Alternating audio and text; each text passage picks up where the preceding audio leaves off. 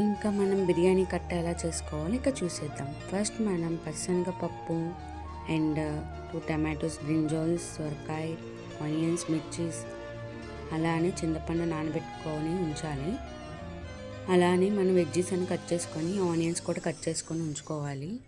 అలానే ఒక tea glass అంతా పచ్చిశనగపప్పు తీసుకొని అలానే 2 గ్లాసెస్ వాటర్ అనేది కుక్కర్లో వేసుకోవాలి.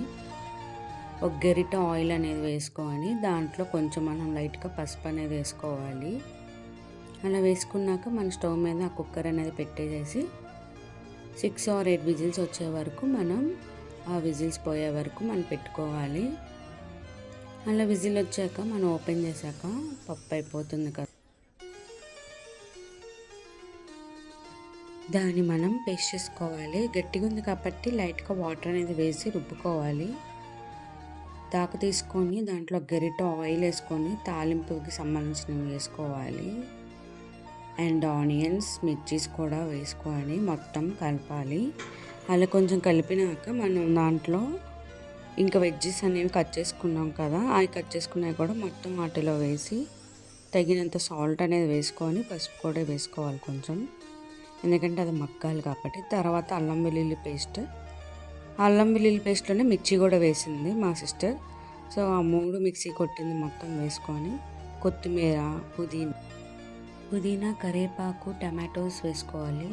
మీకు ఇంట్రెస్ట్ ఉంటే మీకు మటన్ కొవ్వు అనేది కూడా వేసుకోవచ్చు. మేము వేసుకోలేదు, నార్మల్గా వెజ్జెస్తో చేసేసాం.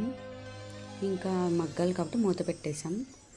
అలా మూత పెట్టేసిన తర్వాత ఒక 5 minutes అక్కడ తీసాక మగ్గిందో లేదో చూసుకొని మొత్తం కలుపుకోవాలి.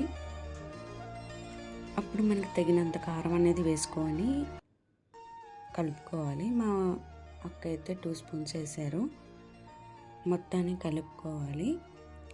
అది కలుపుకున్నాక మనం చింతపండు అనేది నానబెట్టుకున్నాం కదా, ఆ చింతపండును కూడా బాగా పిండి మనకు కావాల్సినంత పులుపు అనేది వేసుకోవాలి. మా సిస్టర్ వేసేసారు.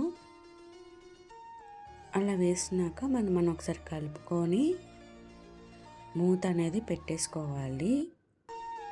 సో ఆ తర్వాత సొరకాయ అనేది ఉడికిందో లేదో ఒకసారి చూసుకొని కలుపుకొని దాంట్లో కరివేపాకు అండ్ కొత్తిమీర అనేది వేసుకొని మొత్తం కలిపేసుకోవాలి. ఆల్మోస్ట్ అయిపోయింది. స్మెల్ రావడానికి కొత్తిమీర వేస్తాం కదా, ఇంకా ఫైనల్గా అయిపోయింది. మీరు కూడా ట్రై చేయండి, నేను కూడా ట్రై చేస్తాను. Like, subscribe and share it.